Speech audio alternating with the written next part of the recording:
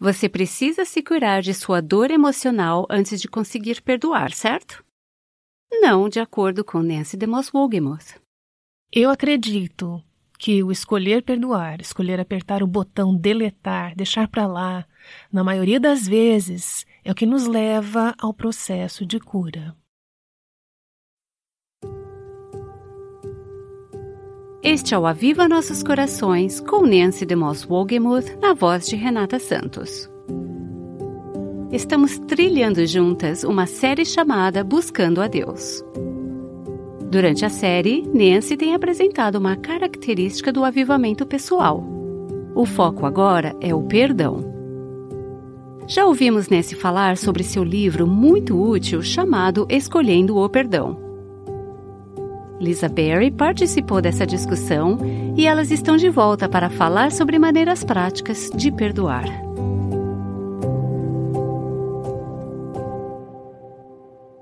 Bom, Nancy, vamos imaginar essa situação. Estou caminhando por uma livraria. Eu carrego um caminhão de 5 toneladas de raiva e ressentimento nos meus ombros e preciso de alívio imediatamente.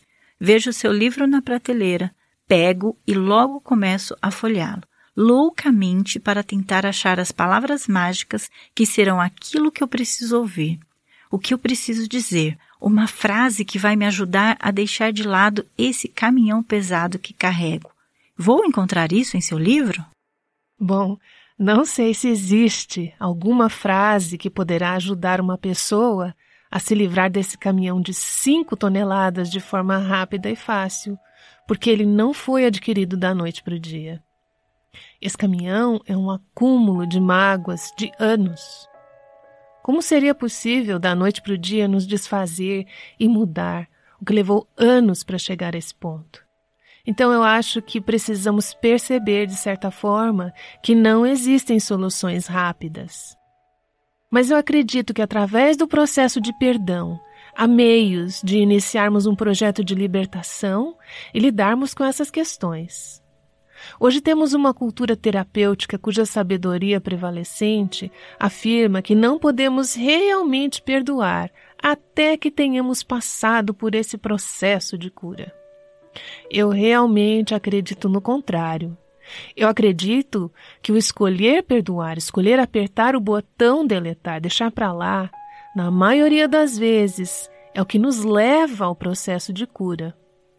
É importante compreender isso, porque tudo começa com o perdão.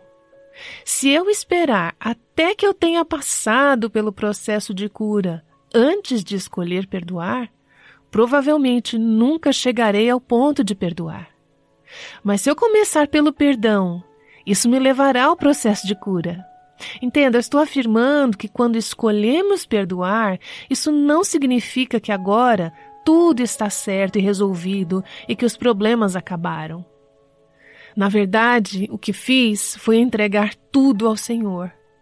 Dessa forma, eu afirmo que eu não sou o juiz, eu não sou o júri, eu não vou me vingar, eu vou deixar isso para o Senhor.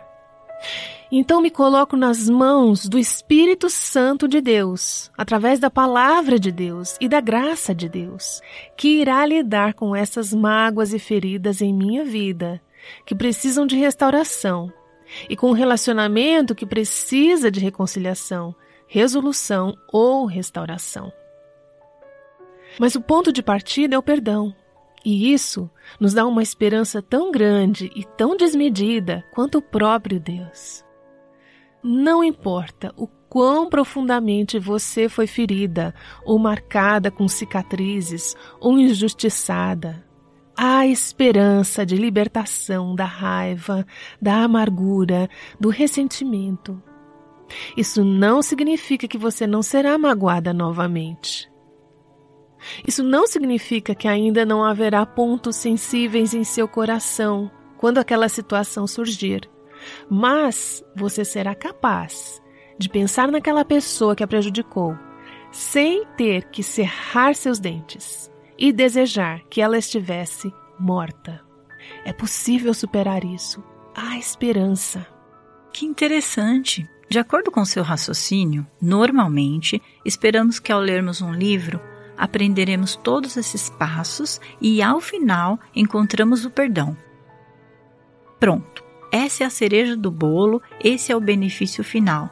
Porém, você está afirmando que o perdão deve ser nosso ponto de partida e esses benefícios residuais se seguem a isso, ou seja, as bênçãos que vão respingar depois que tivermos feito a coisa certa. Enquanto eu estiver me apegando à amargura e à falta de perdão, não estarei pronta para experimentar a graça da cura de Deus em minha vida. Dessa forma, o ponto de partida é o perdão. E no livro eu cito alguns passos práticos e específicos que podemos dar para entrar no caminho do perdão. Mas sabe, esses passos só aparecem lá para o final do livro, porque eu acho que temos a necessidade de reconhecer a nossa amargura, de enxergar o que a nossa amargura tem feito conosco. É fácil, na cultura terapêutica de hoje, reconhecer que fomos feridas. Dizemos isso facilmente, mas poucas pessoas serão honestas o suficiente para dizer: eu estou amarga.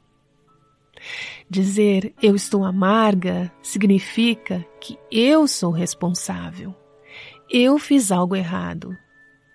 Dizer eu fui ferida coloca a responsabilidade na outra pessoa. Não é minha culpa, outra pessoa me feriu. Assim podemos projetar a responsabilidade em alguém.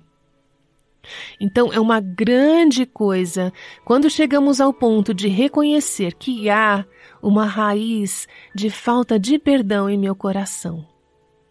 Eu sei que isso é verdade para muitas pessoas, porque eu já perguntei isso para provavelmente dezenas de milhares de mulheres ao longo dos anos, em ambientes de conferências, ao falar sobre o tema do perdão.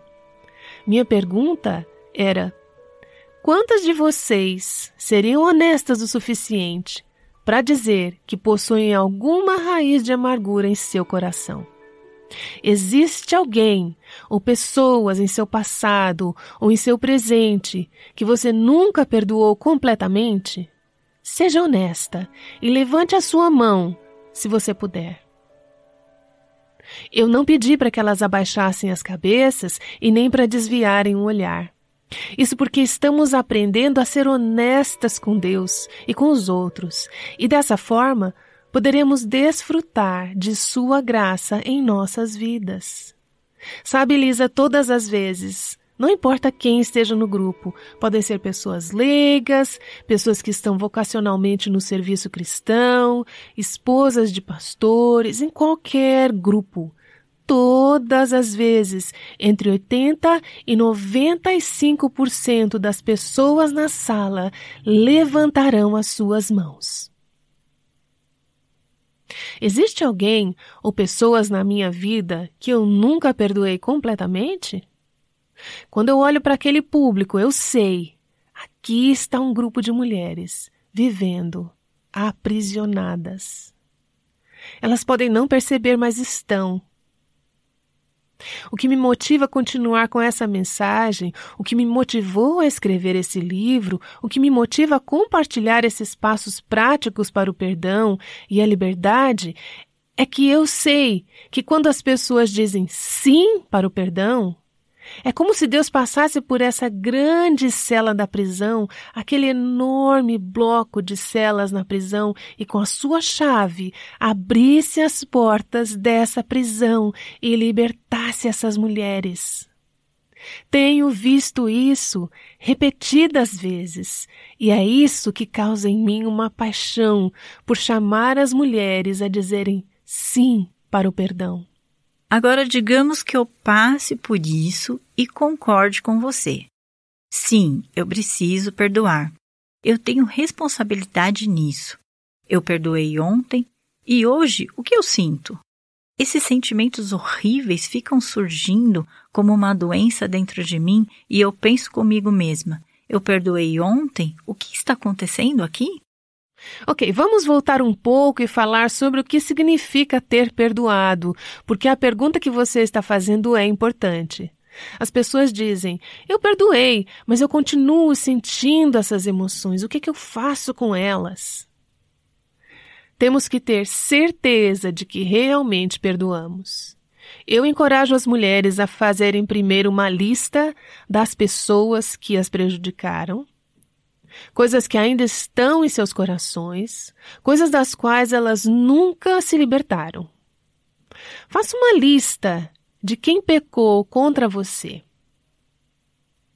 Ao lado dos seus nomes, escreva como elas pecaram contra você.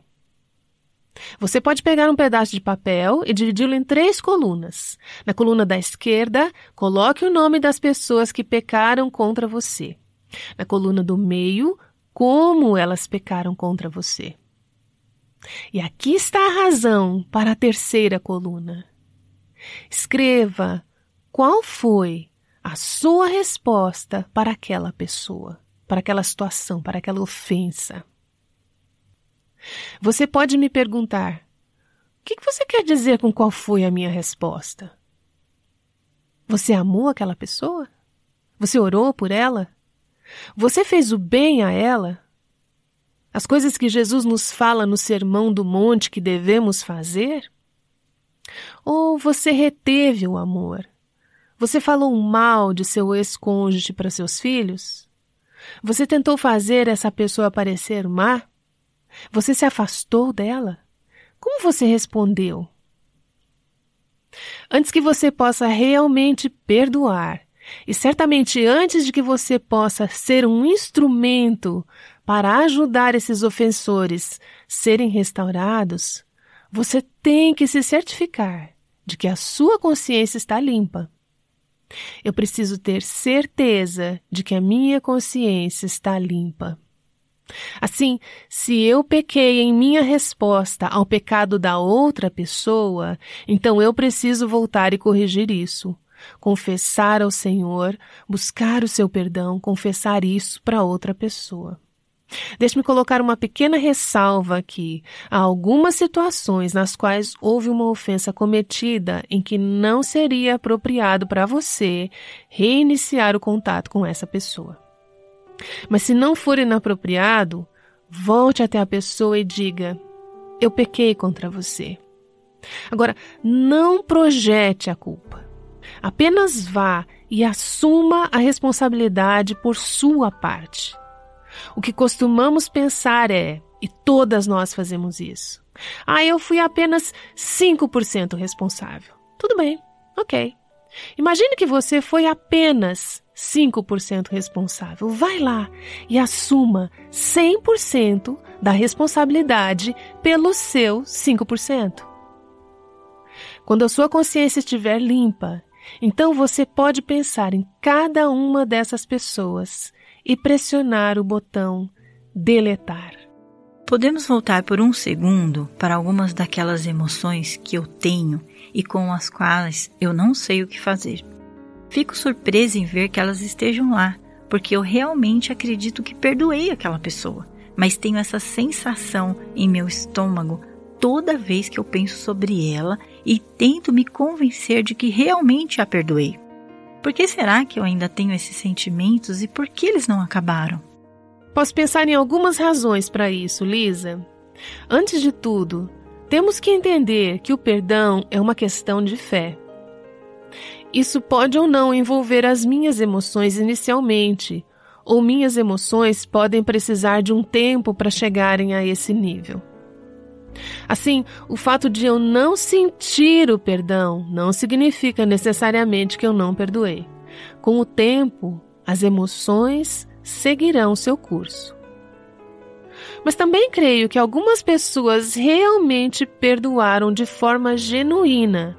Mas a Bíblia nos mostra mais um passo que temos que dar, e lemos sobre isso em uma paráfrase de Romanos, capítulo 12, versículos 17 e 19, quando o apóstolo Paulo diz: não retribuam a ninguém mal por mal. E ele continua e diz: nunca procurem vingar-se. Isso é trabalho de Deus. Mas deixem com Deus a ira, pois está escrito, minha é a vingança, eu retribuirei, diz o Senhor. Então nós concordamos, ok, eu não vou fazer isso. Mas então ele continua e diz no versículo 20, pelo contrário, se o seu inimigo tiver fome, dê-lhe de comer. Se tiver sede, dê-lhe de beber. O que ele está dizendo? Se o seu inimigo pecou contra você e demonstrou ter uma necessidade, qual é essa necessidade? Se você realmente quer ser livre em seu coração, eu descobri que não é suficiente apenas dar aquele passo inicial de pressionar o botão deletar, abrindo a porta da prisão, libertando o escravo, libertando o ofensor. Eu preciso ir além disso e identificar que necessidade essa pessoa tem. Sabe, muitas vezes as pessoas feridas ferem outras pessoas. Você já ouviu falar que o animal mais perigoso da floresta é aquele que foi ferido? Às vezes, isso pode nos ajudar a entender. Sabe, meus pais não sabiam como comunicar amor, ou comunicavam desaprovação, ou com um espírito crítico em relação a mim o tempo todo. Mas ao olhar para trás, você pode perceber que eles nunca receberam encorajamento e bênçãos dos pais deles. Não estou dizendo que isso serve de desculpa para eles ou para nós, não. Somos todos responsáveis por nossas próprias vidas, mas aquele pai, aquele cônjuge, aquele filho ou filha, aquele vizinho, pode ser que estejam clamando por alguém que os possa ajudar com as suas feridas. Na prática, eles estão agindo como um animal ferido, eles estão sendo perigosos. Então, ao invés de reagir ou retaliar, nós os libertamos, nós os perdoamos e dizemos: Senhor, como eu posso ministrar as necessidades dessa pessoa? Eu vou ser liberta na medida em que eu retribuir o mal com o bem. Assim estamos realmente falando sobre construir pontes de amor. Se não houver nada mais que possa ser feito, ore pela pessoa que tanto te prejudicou. Eu não posso odiar alguém por quem eu tenho orado. Então ore até que Deus liberte seu coração. Faça o bem, invista na pessoa, construa pontes, busque, se possível, se reconciliar e restaurar o relacionamento. Nancy, sei que às vezes a melhor forma de aprendermos algo é vendo isso na prática, na vida de outra pessoa. Você consegue dar um exemplo de alguém que realmente fez exatamente o que você está falando e como isso funcionou para o bem de todas as partes envolvidas? Muitas de nossas ouvintes estão familiarizadas com o nome Elisabeth Elliot. Ela, durante muitos anos, teve o programa de rádio chamado Gateway to Joy, que significa porta de entrada para a alegria. Ela teve um ministério e uma influência maravilhosos na vida de tantas de nossas ouvintes através das coisas que ela escreveu e falou. A maioria sabe a história de como há mais de 60 anos o seu marido, juntamente com 4 outros missionários, foi martirizado pelos indígenas Auca, no Equador, e como Elizabeth e aquelas outras viúvas escolheram perdoar e conceder graça. Na realidade, Elizabeth e a irmã de um dos outros missionários martirizados voltaram à tribo que havia assassinado os missionários para servi-los e levar o evangelho até eles. Essa é uma história incrível de graça e perdão, mas eu aprendi um pouco mais sobre essa história no 50º aniversário de martírio dos missionários, apenas alguns anos atrás, quando eu estava entrevistando Steve Saint, que é filho de um dos missionários que foi martirizado. Steve era apenas um menino de 5 anos na época, então ele não tinha muitas lembranças, mas à medida que ele cresceu, tomou conhecimento da situação. Eu perguntei a ele: você já sentiu amargura ou ira em relação àqueles que fizeram essas coisas com seu pai? E ele disse: Sabe, isso nunca foi uma batalha para mim, porque eu vi como a minha mãe e as outras 4 viúvas, incluindo Elizabeth Elliot, reagiram a isso. O fato de elas nunca terem desenvolvido uma raiz de amargura, de nunca terem questionado ou desafiado a soberania ou a sabedoria de Deus em toda essa questão, o fato de elas terem sido mulheres de graça e perdão, teve muito impacto nesse menino. E então ele se tornou um jovem adulto e sua vida foi protegida da amargura e da raiva, porque ele viu Deus agindo, concedendo graça à sua mãe e a essas outras viúvas para perdoar. O que Steve aprendeu a partir do exemplo daquelas mulheres não apenas o ajudou a lidar com a morte de seu pai, mas ao compartilhar eventos e circunstâncias dolorosas que aconteceram em sua vida como um homem adulto, ele foi protegido para não se enveredar pelo caminho da amargura, por causa do exemplo que viu em sua mãe e naquelas mulheres. Quando eu ouvi aquela história, eu fiquei tão emocionada e pensei, sabe, isso vale para ambos os lados. As pessoas que escolhem o caminho da amargura, na verdade você nem escolhe, você apenas cai nessa armadilha muito facilmente. As pessoas que enveredam por esse caminho provavelmente não percebem as sementes que estão plantando na vida de seus filhos, nas vidas de seus netos. Eles veem como reagimos ao sermos prejudicadas. E à medida que reagimos com amargura, estamos plantando essas sementes nas vidas da próxima geração que está ao nosso redor. Se você quer proteger os seus filhos de crescerem e se tornarem homens e mulheres amargos, zangados, hostis, disfuncionais, você deve considerar como eles a veem reagindo às feridas que você teve em sua vida. Lembro de uma amiga que tem 2 filhos jovens, adolescentes, e seu marido, que era um marido e pai dedicado, um cristão comprometido, ele tomou algumas péssimas decisões e acabou se envolvendo em um relacionamento adúltero. Foi uma situação horrível. Não foi algo que durou pouco, continuou por um período de tempo considerável. Eu assisti aquela mãe que estava passando por uma dor excruciante se achegar a Cristo e dizer: o Senhor me perdoou tanto, como eu posso não perdoar o meu marido, mesmo antes que ele esteja arrependido? Eu estou entregando isso ao Senhor.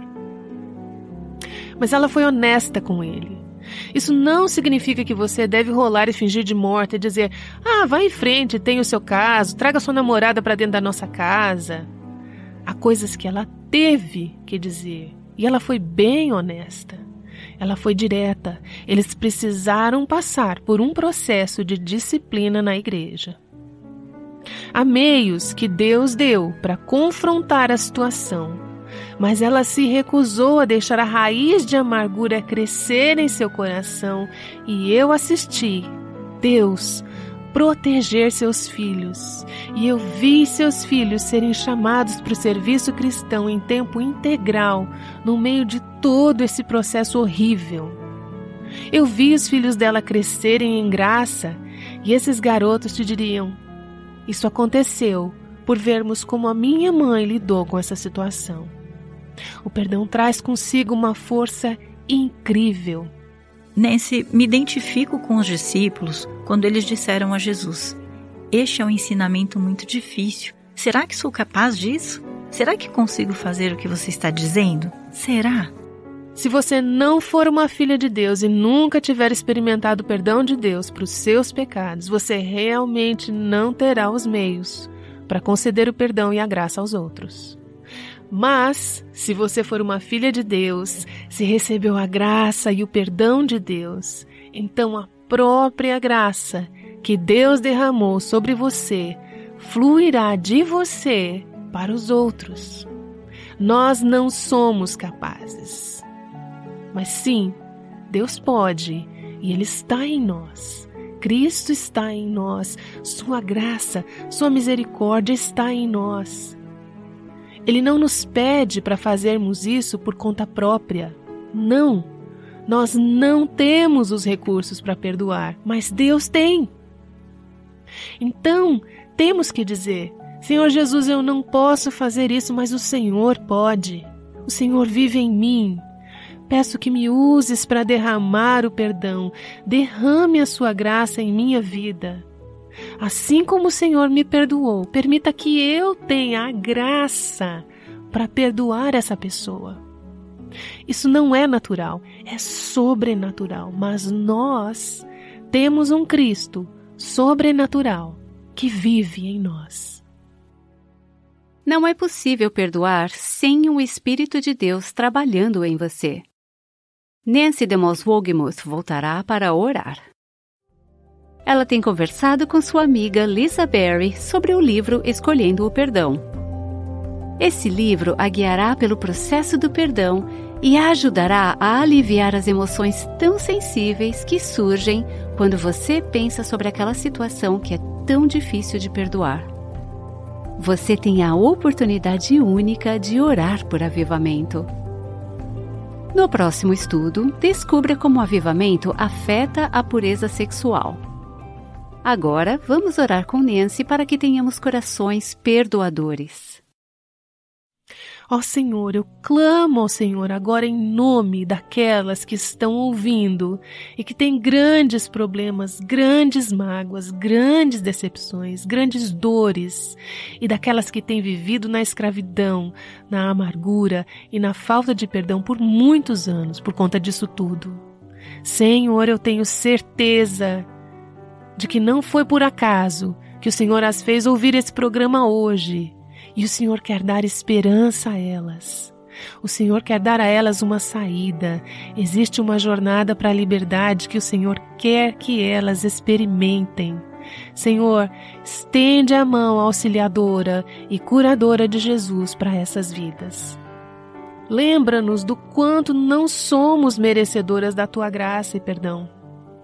Senhor, dá coragem àquele coração trêmulo e vacilante para simplesmente deixar para lá e dizer: Senhor, eu perdoo. Me perdoe por minha amargura, por minha falta de perdão. E Senhor, eu peço que me concedas de forma sobrenatural a Tua graça e a misericórdia para que eu as conceda àqueles que pecaram contra mim. Pai, como eu sou grata ao Senhor pela graça incrível que o Senhor tem me demonstrado. Eu te agradeço pelo Calvário, eu te agradeço pelo perdão e que possamos, como suas filhas, ser canais de perdão e graça nas vidas de outros. Que o Evangelho seja visto como real e seja vivido de maneira que perdoemos aos outros. Eu oro em nome de Jesus e por causa dele. Amém.